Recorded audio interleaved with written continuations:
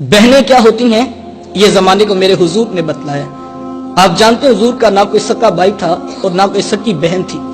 मेरे हुजूर दुर्रे यतीम हैं। सीना सदफ में अकेले परवरिश पाने वाले मोती को दुर्रे यतीम कहा जाता है। हुजूर बतने आमना में अकेले परवरिश पाई है, लेकिन जब रज़ात का शर्फ अता करते हुए मेरे हुजूर हजरत हलीमा सादिया सलामुल्लाह अलैहा के यहाँ तशरीफ ले गए तो उनकी एक बेटी थी जिनका नाम शीमा या शैमा बताया जाता है। वो रिश्ते में मेरे हुजूर की रजाई बहन लगती थी। कबीला बनु साद के रवाज के मुताबिक शाम को जब माएँ खाना पकाने लगती तो बहनें अपने भाई गोद में उठाकर बाहर खुले मैदान में आ जाती। हर बहन की गोद में उसका भाई होता और अपने भाई के हुस्न के कसीदे पढ़ रही होती।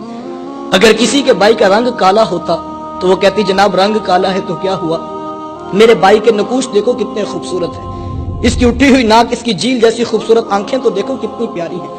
तो वो नकूश को मयारे हुस्न करार देती। और अगर किसी के भाई का रंग गोरा चिट्टा होता तो वो कहती रंग नहीं तो कुछ नहीं, हुस्न तो होता ही सारा रंगत में है, मेरे भाई का रंग देखो कितना निखरा है। तो ये बहस मुबाहसा चल रहा होता और कोई बहन हार मानने को तैयार न होती।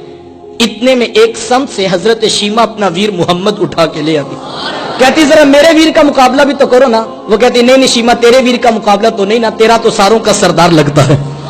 कुतुब में आता हजरत शीमा का सर फख्र से बुलंद हो जाता। वो हुजूर को सीने से चमटा लेती और दुआ देती रब्बाना अब किलाना मुहम्मदा, शाला मेरे वीर मोहम्मद को नजर न लगे। आज मैं देख रही हूं बच्चों का सरदार है, कल अपनी आंखों से देखूं जवानों का भी सरदार बने। जिंदगी के लैलो नहार गुजरते गए, हजरत शीमा की शादी हो गई।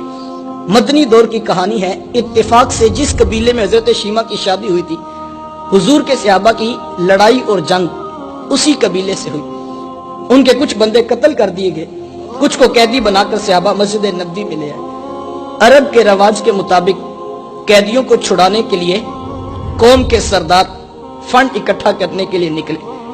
हर दरवाजे पे जाकर दस्तक देते और फंड मांगते।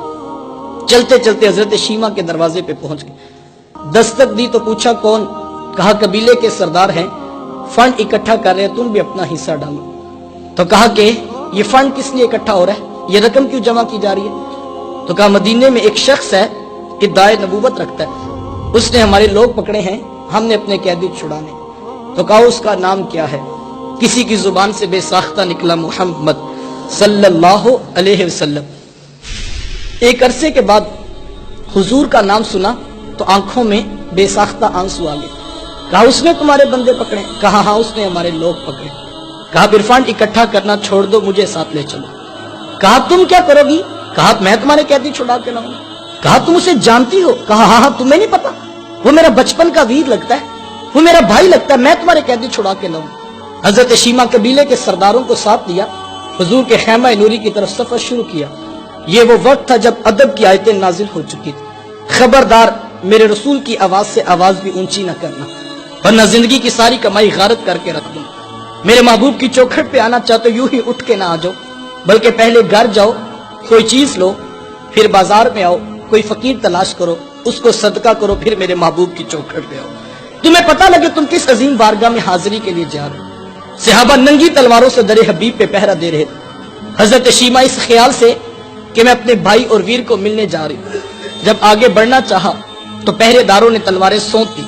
रुक जा देहाती औरत, जानती नहीं आगे कूचा रसूल है, आगे तो बगैर इजाजत के जिब्रील भी नहीं जा सकते, तू कौन है। रिवायत में था जब रास्ता रोका गया तलवारें सौंप दी गई तो हजरत शीमा ने यूं हाथ से तलवार को झटक के कहा खल्लू सबीली वालमू अना उख्तु नबीयिकुम, कहा मेरी राहें छोड़ दो, जानते नहीं मैं तुम्हारे नबी की बाजी और बहन लगती। बस ये आवाज कानों में पड़ना थी, आंखों पर पलकों की चिलमने आ गई, निगाहें नीची कर दी, तलवारें पीछे हटा दी। हजरत शीमा पूरे प्रोटोकॉल से हुजूर के खैमा नूरी में दाखिल हुई। मेरे हुजूर जब बहन को आते देखा, हुजूर उठकर इस्तकबाल किया, मरहबा कहते हो, खुशामदीद पेश करते हो, फरमाया मेरी बहन आज किधर को आना हुआ। अर्ज की हुजूर आपके बंदों ने हमारे कुछ लोग पकड़े हैं, मैं उन कैदियों को छुड़ाने के लिए आई हूँ।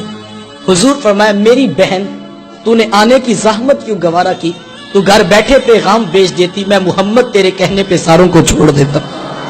जमाने को अमली तौर पे बताया कि बहन का दरवाजे पे आ जाना कितना मोतबर हुआ करता है। फिर चंद जोड़े, कुछ घोड़े, बहुत सारा साजो सामान जमा किया اور بہن کو رخصت کرنے کے لیے حضور دروازے پہ تشریف فرما ہوئے. صحابہ نگاہیں نیچی کیے حضور کے ادب میں کھڑے تھے.